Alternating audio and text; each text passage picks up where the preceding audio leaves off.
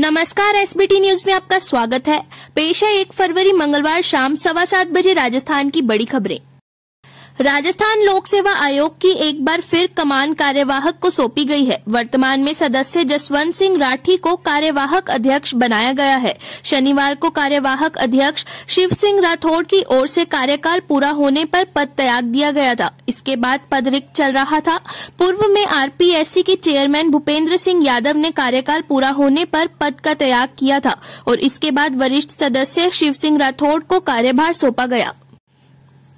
राजस्थान में सरकारी नौकरी की तैयारी कर रहे युवाओं के लिए अच्छी खबर है। राजस्थान कर्मचारी चयन बोर्ड की ओर से 10,157 पदों पर कंप्यूटर अनुदेशक भर्ती विज्ञप्ति जारी कर दी है। इसके लिए 18 से 40 साल की उम्र तक के अभ्यर्थी 8 फरवरी से 9 मार्च तक रात 12 बजे तक ऑनलाइन आवेदन कर सकते हैं। कंप्यूटर अनुदेशक के पद पर आवेदन करने के लिए अभ्यर्थियों को ई मित्र कियोस्क या जन सुविधा पोर्टल का उपयोग करना होगा। राजस्थान के बहुचर्चित रीट पेपर लीक मामले में एसओजी जांच कर रही है। एसओजी ने बाड़मेर से एक प्रतिष्ठित ठेकेदार सहित 2-3 लोगों को हिरासत में लेने की बात सामने आ रही है। एसओजी की एक टीम बीते 3-4 दिन बाड़मेर में रीट परीक्षा से संबंधित लोगों से पूछताछ कर रही है। दरअसल एसओजी की जांच में साबित हो चुका है कि रीट में पेपर लीक हुआ था। ये भर्ती शुरू से ही विवादों में चल रही है। एग्जाम से एक दिन पहले ही बोर्ड के स्ट्रांग रूम से पेपर लीक हो गया था। राजस्थान में स्वास्थ्य सेवाओं को बेहतर बनाने के लिए सरकार तमाम दावे कर रही है। नए अस्पताल खोले जा रहे हैं, लेकिन हकीकत में अस्पतालों में इलाज करने वाले डॉक्टर ही नहीं हैं। सबसे खराब हालत स्पेशलिस्ट डॉक्टरों की है। डूंगरपुर जिले में 70 सरकारी अस्पतालों में 203 डॉक्टरों के पद स्वीकृत हैं, लेकिन 87 पद खाली पड़े हैं। सबसे जरूरी स्पेशलिस्ट डॉक्टरों को देखें तो मुश्किल से 1 या 2 अस्पतालों में इक्का दुक्का स्पेशलिस्ट डॉक्टर है, बाकी पद खाली पड़े हैं। सवाई माधोपुर में आज 121 कोरोना के केस सामने आए हैं। 24 घंटे में 751 सैंपलों की जांच की गई, जिसमें 630 की रिपोर्ट नेगेटिव आई है। सीएमएचओ डॉक्टर तेजराम मीना ने बताया कि सबसे ज्यादा case Sawai Madhopur block 45 case मिले हैं। जिले के खंडार ब्लॉक में 13, बोली में 32, गंगापुर सिटी ब्लॉक में 16, बामनवास ब्लॉक में 12 नए कोरोना पॉजिटिव केस सामने आए हैं। 3 नए केस जिले के बाहर से आए हैं। जालोर जिले के जसवंतपुरा उपखंड मुख्यालय पर स्थित गवर्नमेंट हॉस्पिटल की जमीन पर कब्जे को लेकर मंगलवार को विवाद गहरा गया। जमीन पर हुए कब्जे को हटाने की मांग को लेकर व्यापारियों के साथ साथ ग्रामीण एक हो गए। व्यापारी मंगलवार सुबह ही बाजार बंद कर जमीन पर किए कब्जे को हटाने की मांग करने लगे। ग्रामीणों का आरोप है कि यह जमीन लंबे समय से पब्लिक हॉस्टल की है, जबकि एक समाज विशेष के लोग जबरन कब्जा कर रहे हैं। जानकारी के अनुसार कुछ दिन पहले जमीन पर कब्जा किया गया है। रीट पेपर लीक मामले की सीबीआई जांच की मांग पर जयपुर में प्रदर्शन कर रहे बीजेपी युवा मोर्चा कार्यकर्ताओं को पुलिस ने दौड़ा कर पीटा। जयपुर में मोर्चा कार्यकर्ताओं पर पुलिस ने उस वक्त लाठियां बरसाई जब पार्टी प्रदेशाध्यक्ष सतीश पुनिया के नेतृत्व में मोर्चा कार्यकर्ताओं ने बीजेपी मुख्यालय से सीएम निवास घेराव के लिए कुछ कर दिया। कार्यकर्ताओं को पुलिस ने सिविल लाइंस फाटक से पहले ही रोक दिया। आंदोलनकारियों के बैरिकेड्स तोड़ने पर पुलिस ने लाठियां मारकर कार्यकर्ताओं को खदेड़ दिया। राजस्थान से शीतलहर का असर कम हो गया है और अधिकतर जिलों के तापमान में लगातार बढ़ोतरी दर्ज हो रही है। दोपहर के समय गर्मी रंग दिखाने लगी है।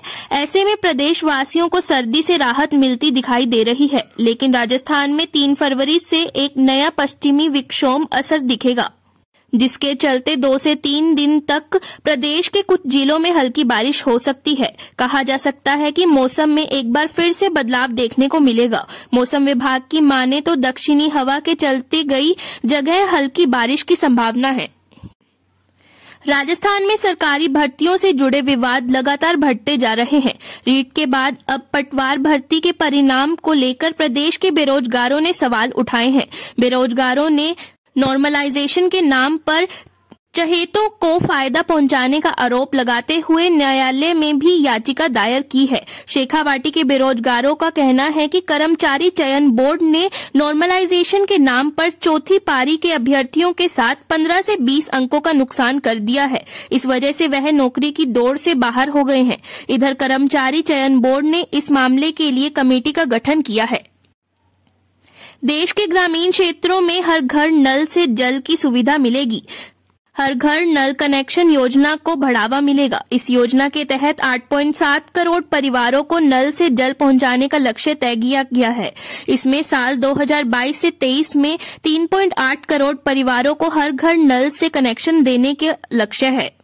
पिछले 2 सालों में 5.5 करोड़ लोगों को घर घर नल से जल की सुविधा उपलब्ध कराई गई है। साल 2022 से 23 के लिए 60,000 करोड़ रुपए का आवंटन किया गया है। प्रदेश में साल 2023 से 24 तक 80 लाख घरों तक घर घर नल से जल पहुंचाने का लक्ष्य तय किया गया है।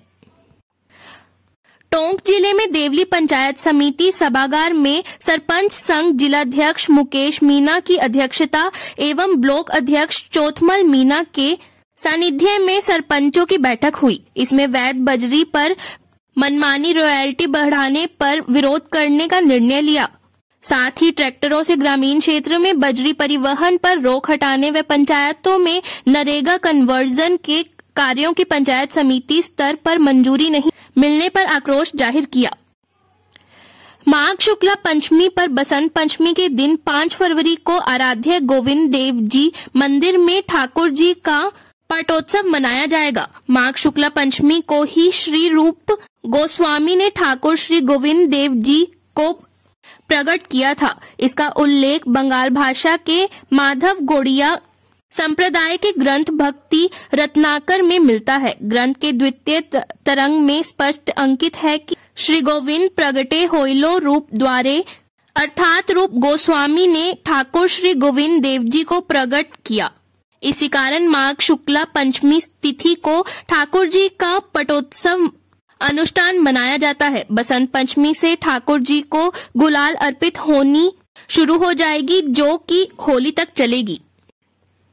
टोंक जिले के नगर फोर्ट थाना क्षेत्र बालापुरा गांव स्थित मंदिर से चोरी हुए खेड़ा सभ्यता से जुड़े शिवलिंग की बरामदगी की मांग को लेकर ग्रामीणों ने सोमवार को तहसील कार्यालय नगर फोर्ट पर ज्ञापन सौंपा। ज्ञापन में बताया गया कि नगर फोर्ट थाना क्षेत्र के बालापुरा गांव स्थित मोडिया नामक स्थान से शिवलिंग, अष्टधातु नंदी, त्रिशूल 3 फरवरी 2020 को चोर चुरा ले गए थे, जिसका पुजारी जगदीश जाट ने मामला दर्ज करा रखा है।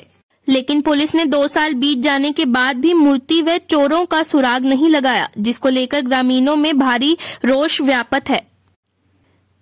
चूरू जिले में उत्तरी हवाओं के चलते ठंडक बरकरार है। पिछले 4 दिनों से मौसम साफ रहने से अच्छी धूप खिल रही है, लेकिन गलन भरी हवाओं के कारण सर्दी पड़ रही है।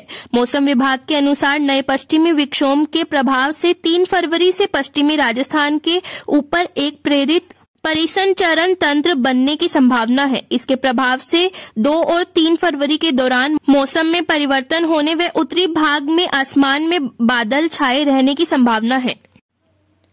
माउंट आबू में नगर पालिका प्रशासन ने 2011 में नींबू नाले में रहने वाले 22 परिवारों को देलवाड़ा के धमानी क्षेत्र में बसाया था और उनको एनओसी भी दी थी। इसके बाद सभी परिवारों ने यहां मकान बनाकर रहना शुरू कर दिया था, लेकिन अब 12 सालों बाद फिर इन परिवारों पर संकट के बादल मंडराने लगे हैं।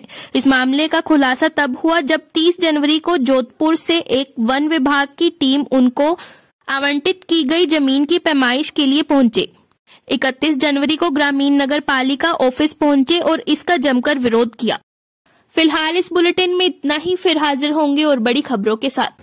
एसबीटी न्यूज के वीडियो देखने के लिए हमारे चैनल को सब्सक्राइब करें और नोटिफिकेशन पाने के लिए बेल आइकन को प्रेस करें।